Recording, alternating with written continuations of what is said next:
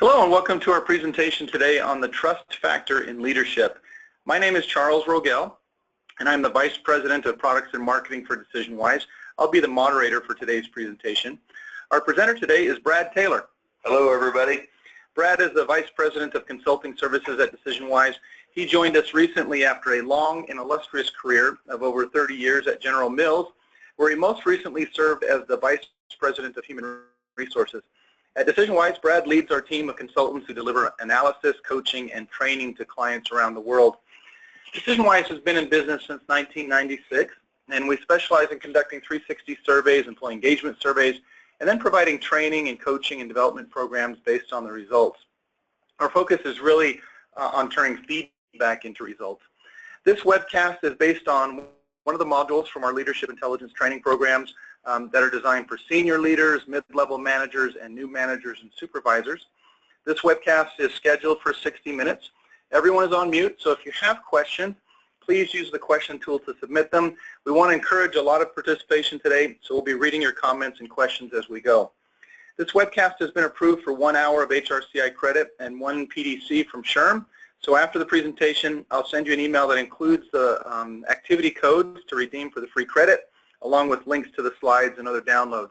One other item of business is in the handout section of the toolbar, you'll find the slides from today's presentation, so you can download those now and follow along with us if you'd like. So let's talk about the agenda for today's session, Brad. Yes, we've got a three-part agenda, very simple. Intro to the trust equation, which I think you'll find helpful, and then a discussion about trust and your leadership, combined with a few stories and examples from the real world on how that can work and enhance your leadership and your capability to build trust. And we're going to start off by showing a fun video here, one taken from Jimmy Kimmel Live. I think this is about the Halloween that he does every year. I just, especially on a webinar where we're not face-to-face, I like to try to have some kind of fun, and I thought this is a great intro, probably needs no explanation. You've seen, I guess the setup you do need is that you've seen, a lot of you, the Jimmy Kimmel bit where he tells parents to tell their children that they, the parents, have eaten all of the kids' Halloween candy. And these are some of the reactions that were emailed in to Jimmy Kimmel.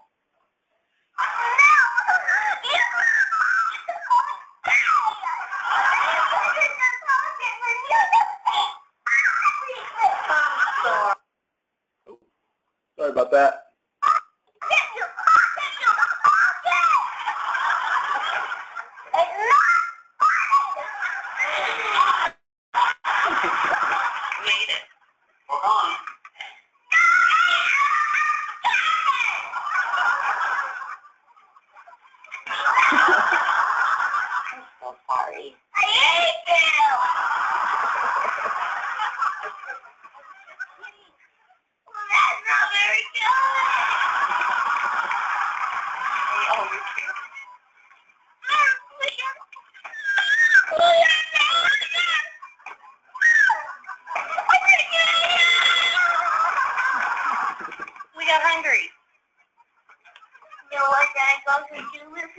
What? No.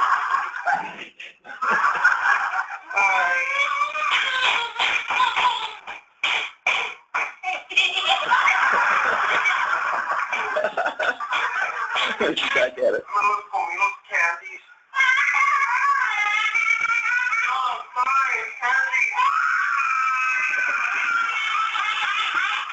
okay, I'm sorry. It's okay. You want to go finish your cereal? Yes, please. All right, go finish your cereal. Daddy ate it all.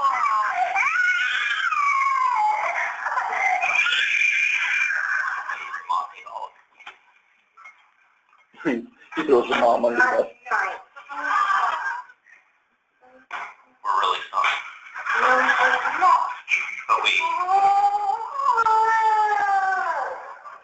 actually ate all your candy.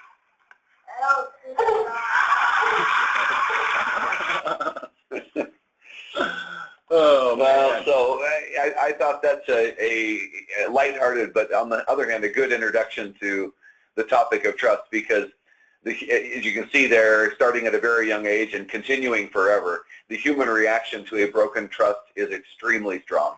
Yeah. Adults may mask it better, but they're thinking the same thing as these kids say and do. And the other thing kind of about the trust account, trust is very hard to earn, takes a long time, and you can lose it in a heartbeat. And not all trust deficits are due to a direct violation of trust. There's some other things, and we'll talk about this. You know, often it can be something much softer, like, I don't know that person, I haven't worked with that person. But all of that is a nice segue into the idea that understanding this trust equation can help any individual or any organization. I think that's a great place to start. So let's talk about the trust equation then. So the idea here is that it's set up as a bit of a mathematical equation, and I suppose there's different ways. If you're a mathematician, there's different ways to interpret it, but I'm not. I'll keep it real simple, and I'll start with the numerator. And I think the first one or two are really straightforward. I think the first way that we come to trust people, especially in the workplace, is competence. My trust in you is a result of the perception I have of your ability, your capability to do the job, or to do what we expect you to do. Yeah. And when you've got that, you know, that is a critical foundation for trust. You know how it is when you've got someone where you're not confident that they can do it. You know, the trust never gets off the ground. Well, you don't really even need to know anyone that well, other than, okay, these people are competent. That's right. I trust That's right. And there's some relationships where that's maybe all you need. But the second one is reliability. And I think of, I've got 5 brothers, but I think of one of my brothers in particular who is the most competent, talented, intelligent person you could ever meet, but he's the most unreliable person you could ever meet. My trust in him is sketchy, not because of his capability, but because of my ability to count, my inability to count on him. So what's interesting is you could stop it, or some people, when I do this in live conversation, some people stop me right there and say, that's all I need. If I know that someone has the competence to do what I need him to do, and I know I can count on them from a reliability standpoint, isn't the question, sometimes I'll ask it to you guys rhetorically, isn't that enough right there? And do we need anything else? There are those who would argue we don't. But I would argue that there is this relationship factor. And I'll bet that most of you have had some experience where you say, yeah, you know, they can do this and I can count on them for that, but I don't know them. And that means a lot to some people. My favorite anecdote in this relationship category is a very kind of light survey from something like People magazine about babysitting, and I bet most of you listening in have hired a babysitter. But the question was, it's a one-question survey that said, which one would you hire? A babysitter with 15 years of experience and all of the accreditations required to be a certified babysitter, and, you know, lists and lists of referrals and recommendations, or would you hire the girl next door who's 13 years old, who's never babysat, but you know her and you know her family well, they've lived next door for years, and you admire and think highly of the family. And guess what? Most of you will not be surprised to learn that virtually 100% of people taking that survey clicked that they would hire the girl next door who's never babysat a day in her life. Yeah, that's right. And that speaks as well as anything to relationship. The idea that there is something, it's less definable, it's maybe a little less tangible, but there's something about, I know that person, I have a relationship, that is a huge trust factor in this numerator. So the denominator is motivation, and sometimes it makes more sense if I change that word to motive, shorten it down to just motive or self-interest. So all of the numerator is divided by this idea of my perception of you, my perception of whose interests you are really trying to address is a factor that can change everything above. You know, these can be you know, non-conniving examples, like a friend who I'd worked with for many years and I trusted his competence and his reliability, and we had a great relationship, but everything changed when he had a young child who became extremely ill, you know, and that changed his self-interest, his motive all of a sudden it wasn't about the job or the work or the project we were on or anything. It was about, I need to be able to take care of my daughter at this critical time. And so that's a more innocent answer, or an innocent example. There are other examples, though, where the interest in the job changes, or their motivation to do this kind of work, or their belief in the company's mission, or something changes that really radically changes the whole equation as far as trust goes. So that's what I would put out there as the trust equation. And I've got, if we were together, I would ask you a few discussion questions, and I wish we could discuss these live, but in the absence of that, I'm going to put a few questions out there for you to think about. And if you want to, I'd love to have you write in the comment box and send in some of your thoughts. The first one is, can a trust deficit ever be repaired, strengthened or repaired? And I know that I've talked in person with people and running a longer version of this workshop where people are very adamant that it cannot be. You know, one strike and you're out. But what do you think? There are certainly other people on the other side of that coin. We got one no so far. Yep, and two yeses. That's common. It takes a while. There will be yeses and nos for sure, and they're both, I think, legitimate answers. You know, and if we were together, I'd ask somebody to share an example. Maybe what I'll share in the absence of us being able to talk live. I did watch a fascinating 60 Minutes program, or 2020, one of those news magazine type programs. It was focused on the subject of trust, and they took a deep dive into 3 broken trust examples, and they were heartbreaking. You know, one was a kind of a business workplace thing, one was a marital thing, and one was a mother-son family thing. And in each of these case examples that they dove into in quite some detail, they were sad, they were heartbreaking, they were at times maddening. But the point that came through in the end, I don't know if this was the main point of the show, but it was what hit me was that in each of these cases, each of the ones they were showing was a long-term rebuilding of trust. And they all happened to have happy endings. I don't know if they chose to do it that way, but the trust was repaired in many cases over many years. And the thing that I wanted to point out that struck me was that the common denominator in repairing a trust in each case was about somebody being willing to extend an olive branch. Somebody had kind of had to be the quote-unquote bigger person and extend an olive branch, reach out in some way. And so that was thought number one. It's just interesting that it was always somebody that had to extend themselves first. The second thing that struck me was it was easier, and this makes a kind of logical sense to me, that it was easier in the business setting to restore trust than in the family setting. You know, things that had to do with the causes around a divorce or the causes around a severely broken parent-child relationship took a lot more time and a lot more effort. And so I think that's an optimistic thing as we talk more about the business setting, that I think that the opportunities to restore that are maybe 1 degree higher potential. So some of the comments from the audience here, Brad. Melanie says if both parties are willing to repair it. Leanne said it takes time and only with proof of action. That's an interesting comment. Amanda says, yeah, with a lot of work, likely unbeknownst on the part of the offender. So in other words, you being the one reaching out that olive branch and taking care of a lot of things. Yeah. Most people are saying a lot of time and effort. Sometimes there's miscommunication, which both parties perceive as reality. Communication can help, says Bernadette. Time, dedication. Yeah. Start with small issues. Start building trust over time. Communication. Yeah. That's right. Those are great comments, and there's a lot of people here that could teach this course as well as I, for sure. I agree with those that it takes time, it takes effort. It does take almost always one person to really be that bigger person and extend. And then a lot of you made comments along the lines of proof of action. Kind of proof is in the pudding, and I think there's a lot of truth that in restoring a trust, it's going to have to be demonstrated through real actions. So I think that's great. And the 2 points, I've made the 2 points on this one that I wanted to make. Okay. Go ahead. The red box I'll look at next. The question for you to think about is, how might you approach a trust deficit situation differently if you had known about this trust equation? As you look at the elements of that trust equation, is there anything there, or even the entirety of the trust equation, is there anything there that would help you if you ran into a trust issue in the future?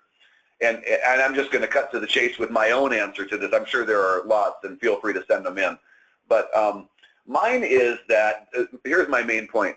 When someone uses a phrase like, I have a trust issue with that guy, Charles, I have a trust issue with you, that is an inflammatory phrase, because, and I'm sure you'll agree with this, anything to that effect starts to sound like ethics and integrity. I have an integrity. You're challenging my integrity. I have an integrity issue with you. Yeah. And that is inflammatory, and that is hard to bounce back. That's not a casual comment. Yeah. And what I love about the trust equation is it actually gives us a bit of a different language from which to think about trust issues. You know, it's going to be much more functional and effective in the workplace to say, I've got a concern because I don't have, this is an important project and I don't have a relationship with Charles. Yeah. Or I've got a concern because I haven't had a chance to see, reliability is going to be critical here and Charles is a brand new employee. Or this is, the confidence is key here and I haven't been able to see that in practice. So, you know, having a different way to talk about trust concerns can be so much more functional in the workplace. Yeah, because if we're playing basketball and you're hanging out on the three-point line and I don't know if you can make that shot, yeah, I'm not giving you the ball. It's tough to whip. A perfect March Madness comment there, but it's tough to whip it back out to the three-point line, yeah. So a couple of comments here. Jan says she'd want to understand the motivation first and then focus on the relationship. Great comment. And then Charles said, gosh, Brad, I didn't know you had an issue with me. We have another Charles on the way. But no, it's this Charles. Charles out there, you're good. He says having the courage and kindness to tell someone is often the first step. I'm thinking in general, especially in an HR context, it's when you're hiring somebody, right? So you're looking at those factors independently now as opposed to saying, well, I think they're qualified and maybe they're reliable, but now you have kind of a framework to see how well you might be able to trust them as a good employee. That's an interesting comment. I mean, there's a dimension of looking at all these things, and we do the best we can in the hiring setting. Yeah. And then once they're in the door, it kind of becomes a reassess all over again situation. So great comment. My last, quote unquote discussion question is the blue box. Go back for just a second. Is what would you say is the single most influential competency in positively influencing trust in an organization? And I know from experience that the answers to this are all over the board, and they should be. There is, I would be the first one to say there is no one single correct answer to this. Communication, one answer from Taylor so far. Communication is often mentioned. It's right on target. Integrity is one that gets mentioned a lot, and so many others. But the one that I want to put forward, because for selfish reasons, this folds into what I want to talk about in the presentation, is I would submit to you that just leadership, that an individual person's leadership is a critical factor or competency, if you want to call it one, in building trust in an organization. And the Great Place to Work Institute, which has done a lot of research on what makes a workplace great to work in, said our major finding after 20 years of research is that trust between managers and employees is the primary defining characteristic of the very best workplaces. That's powerful to me, and I could not agree more with it. Just as leaders set the tone. I bet most of you have been in a workplace environment that did not have much trust, and I'll bet you that in at least 80% or more of those cases, the leader had a lot to do with it. And at the same time, I bet you that you've all I hope you've all had the chance to work in an environment created by a really great leader, and that I'll talk about this in more detail in a minute, but that can change everything. And I was consulting in an organization just last week where point was brought home in a pretty significant way, and I see it all the time. Yeah, and Leanne chimes in. As a leader, doing what you say you will do, actions speak louder than words. So yeah. So I want to go down this. I want to explore this leadership path a little bit more in a variety of ways. Here's one thing that's interesting, just from 360-degree feedback studies that I've done, and I hope and I assume that most of you are familiar with 360 feedback. I bet a lot of you have participated or led those kind of efforts. So if you look at a whole bunch of 360s, hundreds or thousands of them, so that you get a good sample, the question is, if leadership, defined the way that we normally define it in 360s, like communication skills, decisiveness, strategic thinking, innovation. If that kind of leadership shows up as a strength for a person, but fostering trust does not show up as a strength, what would you guess is the probability of that person being rated overall on a 360 scale as an outstanding leader? Do you think it's high? Do you think it's low? Can a person overcome that red bubble on the right and be viewed as overall a pretty outstanding leader? A couple 0%, a lot of lows coming in. Yeah. And those lows and zeros would be a good guess. Go ahead. Give the reveal, Charles. All right, here's the reveal. 3%. 3%. So almost none of the people who, no matter what they had going on the left side, almost none of them could overcome a trust deficit, which probably is not much of a surprise to any of you. Now let's flip it around. So I'll go one more. Okay. Oh, hold on. I think I've got. You may have gone backwards. If this is a strength, and then if it isn't a strength, yeah, but trust is. So what? Let's see. Is that right? We got to go one more. So we had leadership capability is a strength, but yeah, fostering trust isn't. It's 3%. And then if. So now if leadership capabilities are not a strength, I don't know if we have this slide or not, but if the one on the left isn't a strength, and fostering a trust is a strength, what do you think then in this sort of flipped around scenario is the likelihood of this person being an outstanding leader? Does trust trump everything else? 60%, 50%, 80%, 40%.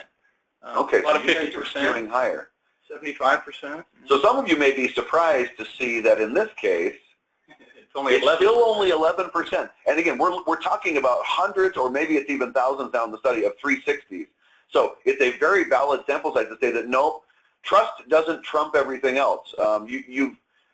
Which leads me to the final set of bubbles here. If both are seen as strengths, so basic leadership skills combined with a person who can foster trust, now what do you think the probability of being viewed as an outstanding leader is? Now we're up in the 90s, 95, 90, 80. Yeah. Here's the 50%, 50%, 99%. Okay, so here's the answer. So my trick question is it the 3% you saw in the first scenario plus the 11 on the next to equal 14? And no, the actual answer is 88%. So you're right. Rounding to 90, the likelihood of being viewed as a really outstanding leader when you put those together is high. So that's a little bit of a data-driven perspective on how important this combination is and how important leadership and trust go together. And with that, I thought I'd share a story. Charles mentioned that 30 years with General Mills, and so I thought I'd share at least one General Mills story that is, personal to me, and one where I gained a couple of the biggest insights around trust that I've gained in my whole career. The situation was a surprising day in 2001 when General Mills announced their intent to acquire Pillsbury.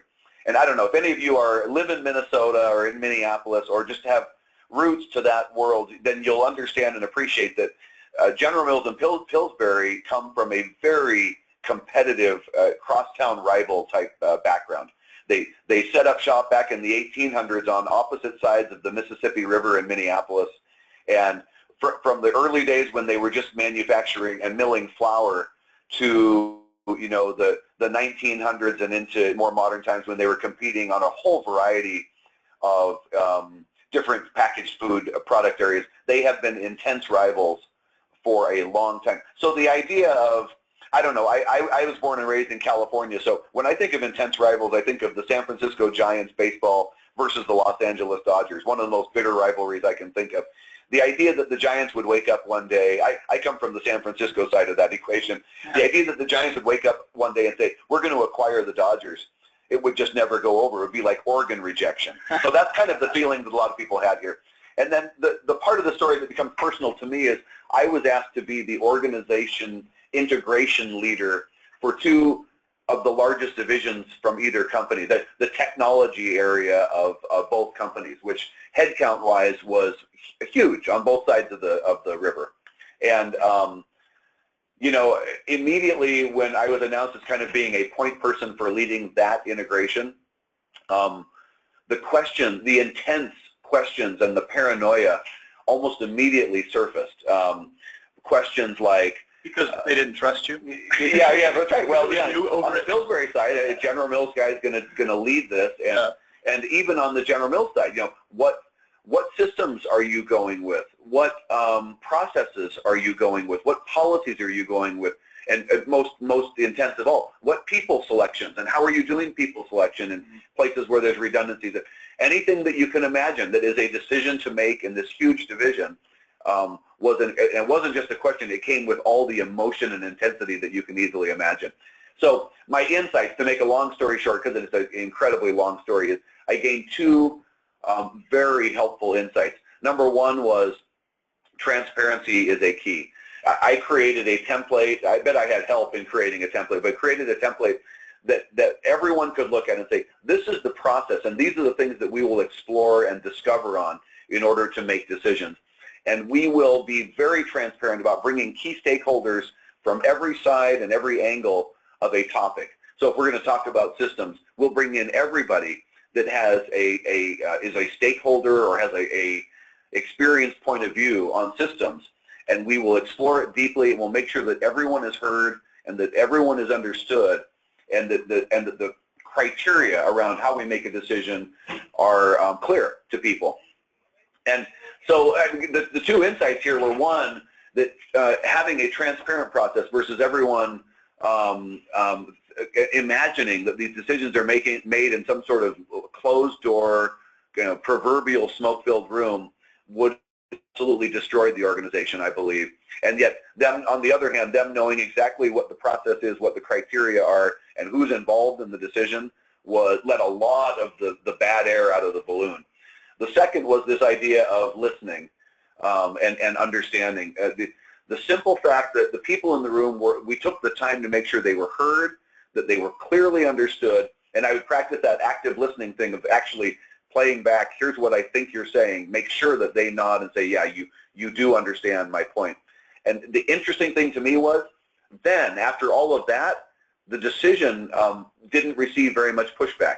There were undoubtedly people who liked any given decision and didn't like it, but the decision was accepted because people knew that I had heard them, understood them, and had really considered everything before making the decision. And by that time, like I said, I don't know if this is the right phrase, but all the air was let out of the balloon. It was calmed down, relaxed, and acceptable to them. And in many cases, we ended up making decisions that weren't siding with one company or the other. There was a way to put some of the best of both worlds together in making a final decision. The last thing, I forgot to, there's really three things. This speed factor. I learned in a big way, both through good efforts and maybe not as speedy efforts, that making quick decisions and integrating fast was very powerful in building trust. Things that were long and drawn out were by definition horrible. They got messy, huh? Yeah, get messy, and people lose faith in the process. When we were quick and speedy, people could move on, accept the decision, and get to more productive and functional activity. Yeah. This is I consider this the other side of the Covey theory. So Stephen Covey had a great notion that I really believe in, that he said that when people have trust, speedier decisions get made, and I think that's true. But this is saying that when you make a speedy decision, people can move to a state of trust a lot faster. So I think both are true. Another comment, Sarah here says it reminds her of the spectacular failed merger between AOL and Time Warner. Yes. When they didn't perform sufficient due diligence, and then how those two would or could fit together never got figured out. It's a great comment, and I would just add on to that, was that from Stephanie? Sarah. From Sarah, that one example from Warren Buffett is he made a massive acquisition. So some like major supplier of McDonald's or something like that. I bet some of you have read about this. And it was a acquisition that would have, the normal textbook would have said that it would take a year to a year and a half to complete all of the due diligence to make an acquisition of this size. They made that deal in one day, and it was because the leader of this supplier company and Warren Buffett had a personal relationship. It went right back to they trusted each other's competence, they trusted each other's reliability, and they trusted each other's relationship, and they shook hands on that acquisition on the first day. Wow. So that is trust equals speed. Great comment. Okay, just a short diversion. This slide and this point wouldn't have even been in the presentation, except for the fact that I just had the opportunity very recently to see a performance of the Vienna Boys Choir. And when I was going to that, before I walked into the theater where that was going to be performed, this is the picture that I had in my head, is the kind of the old, your father's Vienna Boys Choir, if you will, from the 1960s, you know, in formal uniforms, in a huge classic European cathedral in Vienna, Austria, and directed by, you know, one of the legendary directors of that choir who'd been directing them for, you know, decades. And that's the picture I had. That's what I thought I was going to see. What I actually went and saw was very different. And they looked like this, these little cute little sailor uniforms, and they were not boys, for the most part, they were not boys that had been raised in Vienna, Austria. In fact, these were kids that came from 17 different countries, speaking 14 different languages. And this is the part that surprised me most of all, because I spent some time working in Korea. The first time ever, the director of the Vienna Boys Choir is a native Korean, female, minimal other language skill. She doubles as their pianist and accompanist, which shocked me because the old director never would have sat down at the piano. So half of the time when she's accompanying at the piano, she can't even direct the choir. You know, she's playing the piano and they are seemingly on their own. And on top of all of that, they perform songs in 22 different languages. So this was an astounding performance to me. And because I have a Korean connection, I went and talked to the director for a minute after the performance was over and told her how great I thought it was. And we talked for a long time, so I'm gonna give you a tiny little soundbite that she said that I thought was fascinating from a trust perspective. She said, historically, directing music has been all about leading through fear. But I learned early on here that we could only succeed through interdependence. They know that I trust them, and they each take a measure of the leadership to keep us in harmony. We have to work as though we're all directors and collaborate at all times. And you could see this. What she had actually done is taken, if they're singing a song in Portuguese, she'd take the boy that was native Portuguese speaking, and he, without even stepping away from his place on the risers, he would be the one taking the lead, and they would keep at least a corner of their eye on him throughout that song while she's at the piano, and so on. So the part that struck me, to again make a long story short, is that they did live through an environment of fear, and so many businesses are operated in an environment of fear of, you know, I'm in trouble if I screw this up. And she has mastered the art of interdependence. We rely on each other, we trust in each other, we believe in each other. And I'm going to talk I'll refer back to this because I'm going to talk in a minute about how that is one of the most compelling cases for successful business, when people don't have to spend all of their energy fighting inside or being paranoid on the inside. So I'll leave it there and come back to it. I want to talk about HP for a minute.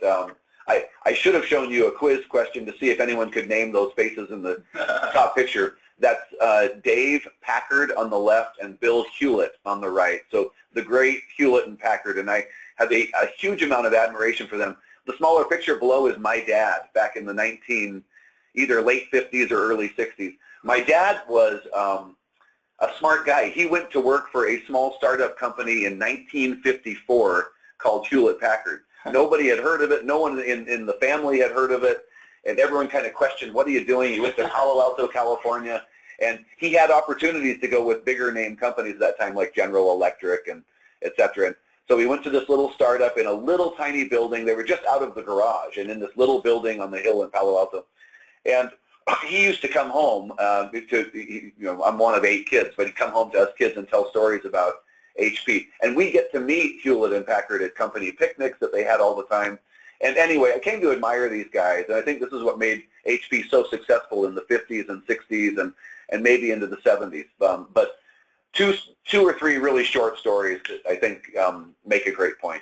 One was about speed bumps. So in the early days, they had this one little HP building, and it was on a hill in Palo Alto, and the parking lot had a rolling hill effect. So one day they come back from travel, and Dave Packard in particular sees that speed bumps have been installed throughout the parking lot. And he couldn't understand why, and he asked around, and somebody finally just said, thought it was a safe thing to do, especially given the parking lot had rolling hills. And he had an immediate negative reaction to that and insisted that the speed bumps be torn out immediately. And his message, we could have a longer discussion on this if we were together, but his message was Hewlett-Packard trusts employees. And the speed bumps are a symbol of non-trust, especially because there had been no accidents in the parking lot. There wasn't a compelling reason for doing it. And, he's a big believer in symbolism. And that had a big impact. I mean, people like my dad that were just, average employees in the company came home with attaching real meaning to a symbolic action like that. The other is very similar, so I'll keep it short, but the famous parts closet of HP, a closet where a lot of old prototypes or old parts or old pieces of projects and experiments sat, and it was a beloved spot in the company because these people were inventors at heart, and they liked to go and learn from those gadgets or kind of reflect on why something worked or why something didn't work, etc. And in this case, Bill Hewlett was walking. He was kind of famous for walking around and being very in touch with kind of what's going on and what people are thinking about. And he's walking around doing his kind of regular daily tour and saw that someone had put a padlock on the parts closet door. And he was surprised, and he couldn't understand why, and he asked around and finally got someone to answer that, well, in the early days, the parts closet wasn't any big deal. The inventory in there wasn't worth anything, but as we've grown and that closet has grown, the inventory in there actually amounts to a more significant dollar amount of goods. And we thought we better take care of it. And he walked away, didn't say anything, walked away, came back, I'm going to say 15 to 20 minutes later, with a giant pair of bolt cutters. And without talking to anybody, cut the padlock off of the door and put a little Post-it note on the door that said, HP trusts its employees.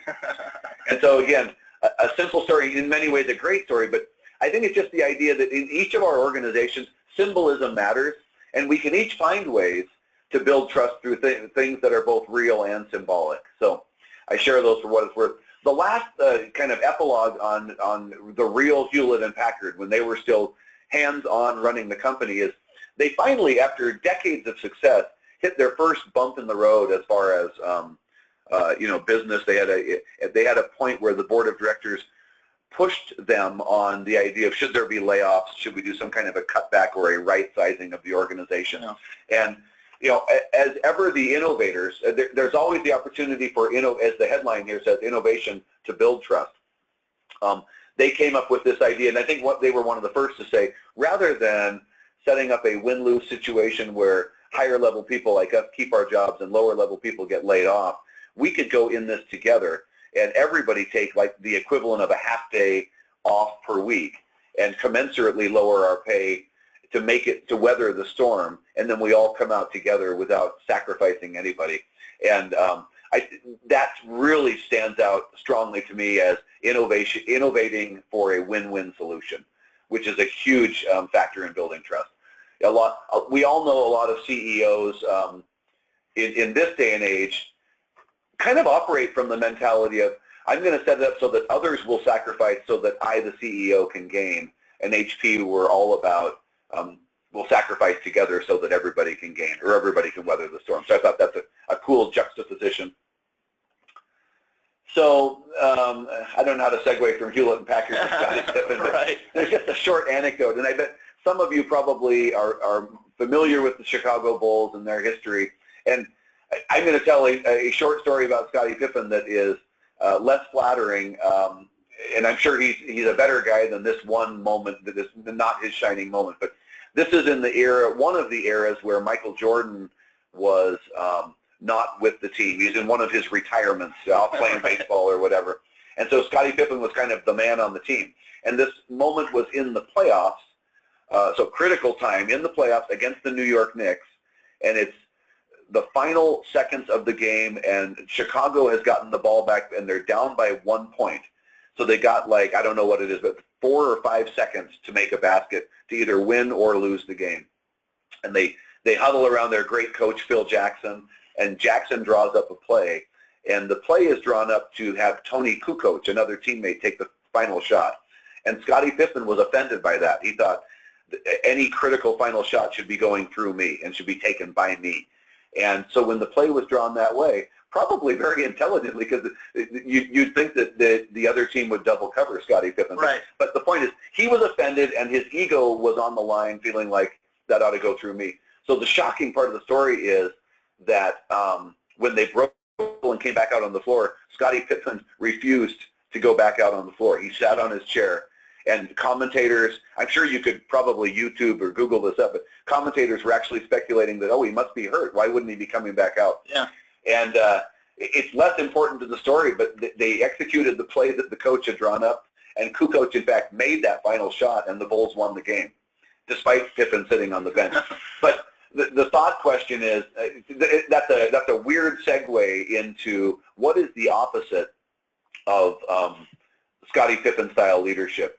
And his obviously was a very selfish moment, and one that will never serve a leader well. And it was just like I say, a backward segue into this concept of servant leadership, which I think is a huge factor in building trust. And there's a lot. We could have a whole other webinar about servant leadership, but it's the idea that good leaders put their people first. They care about the well-being of and the development and the growth and the environment that the people that report to them work in, and they come from a mentality of leadership isn't about command and control. Leadership is about caring for the team, and when they're cared for and they're built into or kind of managed in an environment of trust, they can do amazingly great things. And when they're managed in an environment of fear, going back to the old Vienna voice choir thing, it's guaranteed that you will lose 80% of your energy on dysfunctional behavior. So servant leadership, check that out in more detail. But the idea of a humble leader, which I think goes hand in hand with servant leadership, was recently written about in Harvard Business Review.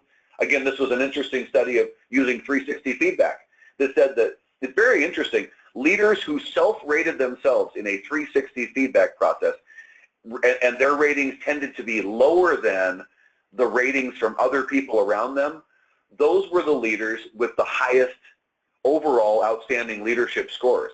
So they rightly put that together with the theory that humble leaders make the best leaders. Yeah. And I think that goes hand in hand with servant leaders, the idea of servant leadership.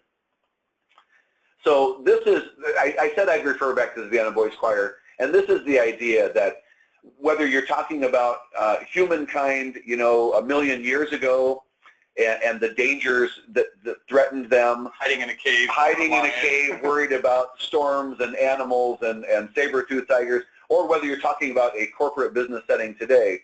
The basic idea, and by the way, I got to give credit, Simon Sinek is the talk I listened to, and he put this forward, and I thought it was just a simple but a great idea that there are competitive threats that are always out there working to put us down, to take us out. And the only variable in the equation of surviving or thriving or losing in a, let's take it to a business environment, is the leadership, the environment set inside the organization by a leader. And that leader can either build a team that feels like they're safe within their circle, or an environment that is an environment of fear. And when it is such, they spend all of their time covering their own rear end inside the organization and have energy left to fight the real enemy, which is the competitor on the outside of the company in the industry. So it's a very simple, but I thought an extremely powerful business point, that the leader who knows how to set a trust environment from within will be able to turn everybody's energy towards beating the competition. Powerful point. And so I put this slide in because someone made a great point to me, or kind of raised their hand in a live session and said, well, that's all really cool, but I wish my manager knew about that. Or you could extend this. I wish my director knew about this. I wish the CEO of our company knew about this. And the CEO could even say, well, I wish the board of directors knew about this. And so I make the point about the locus of control has to start with you. We as leaders in any place in the organization have to own building trust. And it can start with us, and we can create trust within our organization. If you wait for it to happen somewhere else, your external locus of control is a losing proposition.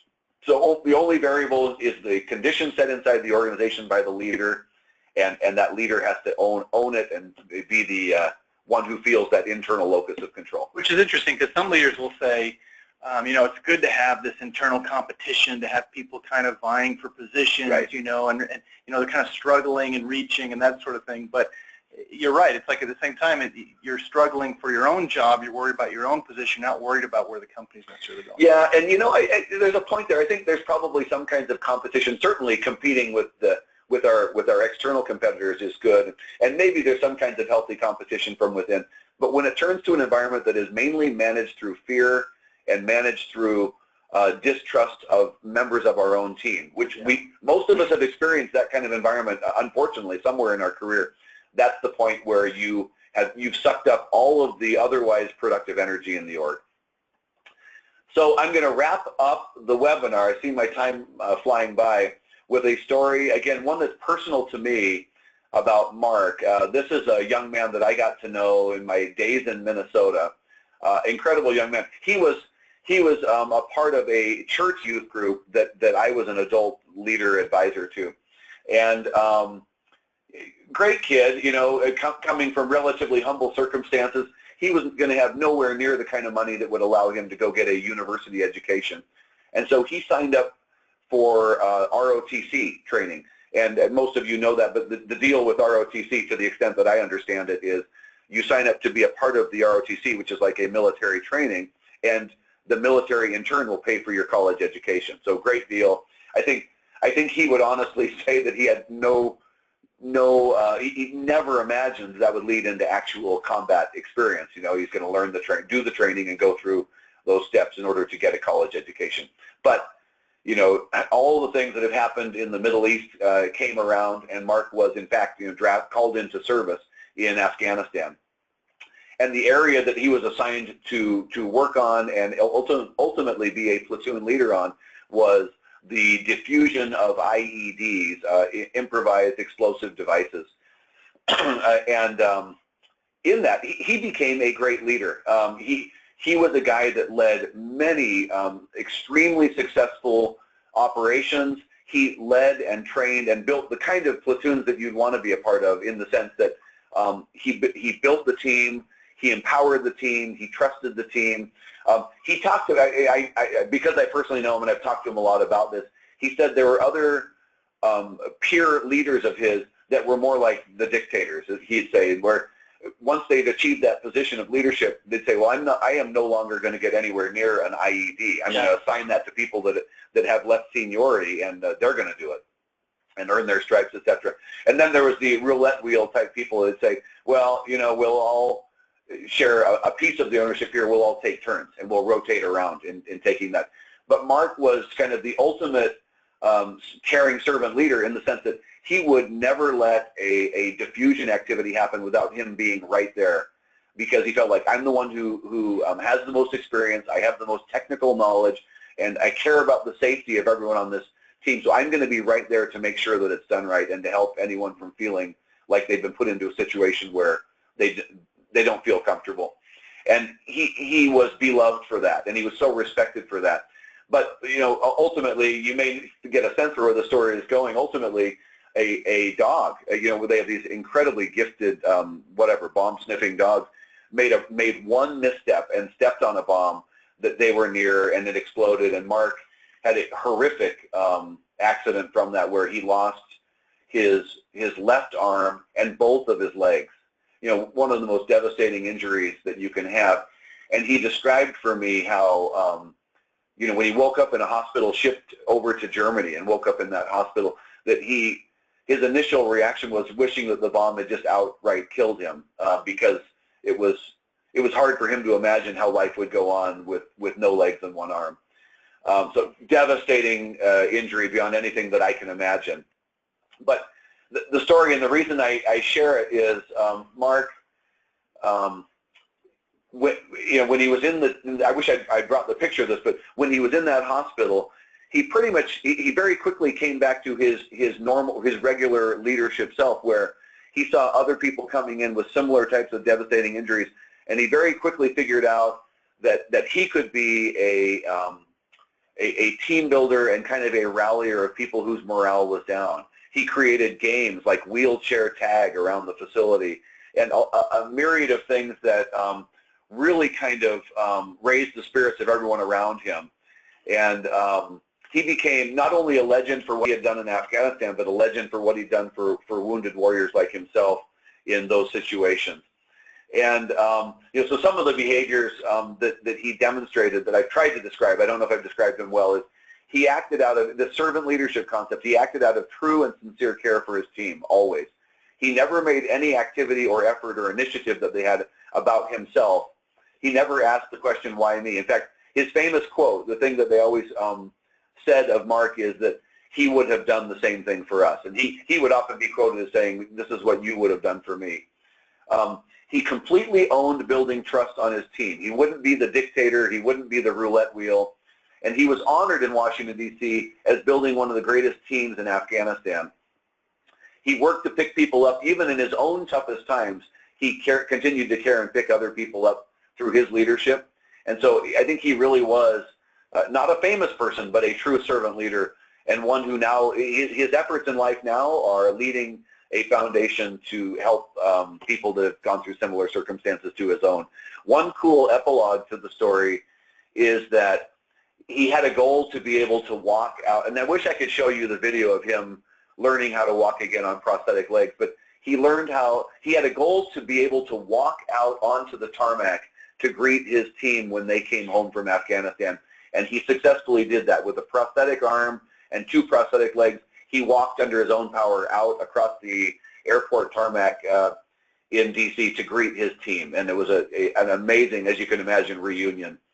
And one other cool epilogue, the picture in the lower right on this slide is a house that the platoon, without him knowing about it, the platoon built a kind of a Habitat for Humanity type home for him and his wife Heather there in Minnesota.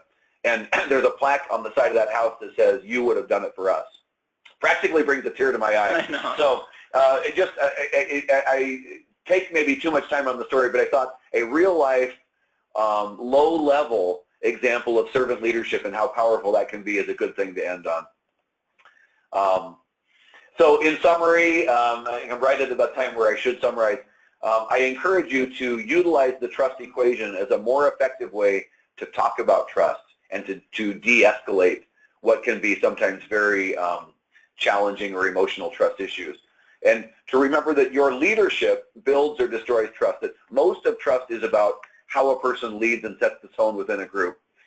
And number 3, this idea, as I talked about with the General Mills example, of listening, truly understand, seeking first to understand, and then showing that you've considered all angles before you respond, will make almost any decision a far more trusting type of a decision that's conveyed. Building interdependence, as the Vienna Boys Choir did, the fact that symbolism and innovation can be powerful trust facilitators, as Hewlett and Packard demonstrated. Communicating with candor and clarity, and this whole idea about servant leadership that I've just talked about are some of the key elements to a trust leadership. And I wish we could talk about it more, but it's been fun to talk with you anyway. And thank you for the comments that you've written in.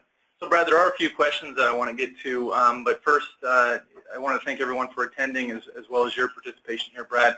In the top right corner of this slide, you will see the HRCI and SHRM activity codes for today's presentation. They're free, so all you have to do is log into your account and use these codes to get your recertification credit. Also wanted to promote some of our other training programs. This presentation that Brad has done today is one of the segments or modules of our leadership training programs that we have for senior leaders, mid-level managers, and new leaders as well. But some of the questions that have come in, earlier on when you're talking about the example with the acquisition between Pillsbury and General Mills, someone said, speedy decisions can only be made if people are educated. I unfortunately went through a very poor acquisition without anyone doing their homework. Right. Is it still possible to overcome that through this decision-making process you kind of described?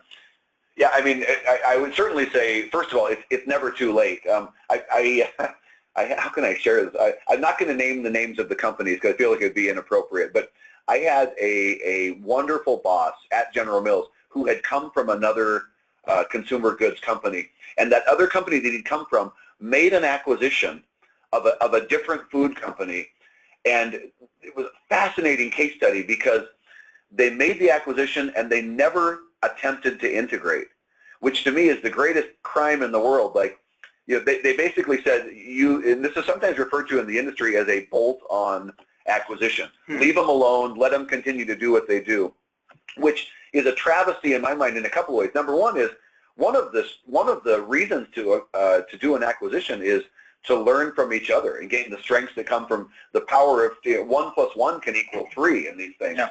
And this boss used to lament that, you know, 20 years later they were performing horribly, and right there in their own camp, so to speak, were some of the capabilities and competencies that they could have had at their fingertips to make 1 + 1 equal 3. And so that's the sad story. Now,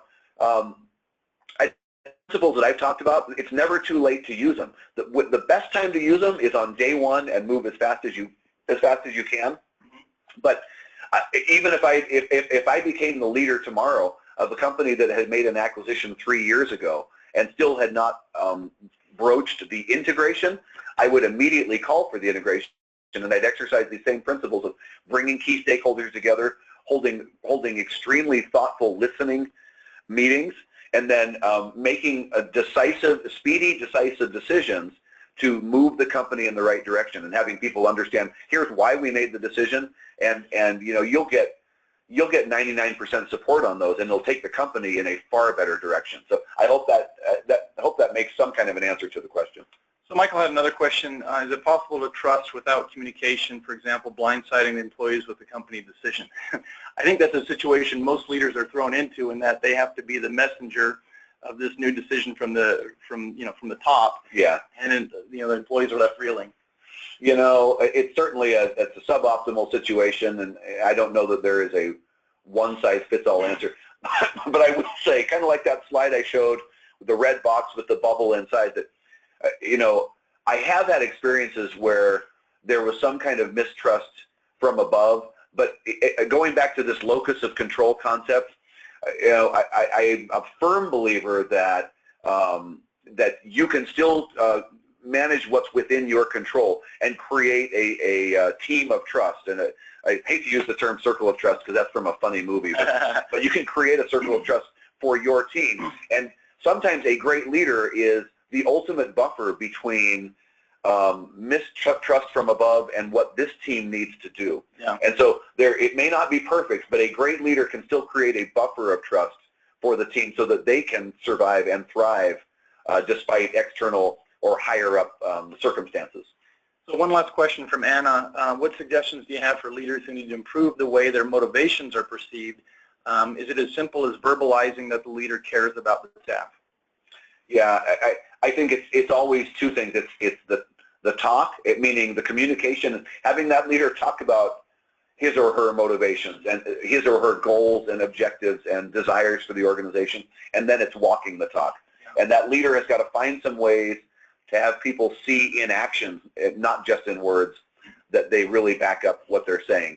And those two, if you've got those two, people are going to get on board. If you're missing either one of those, chances are slim.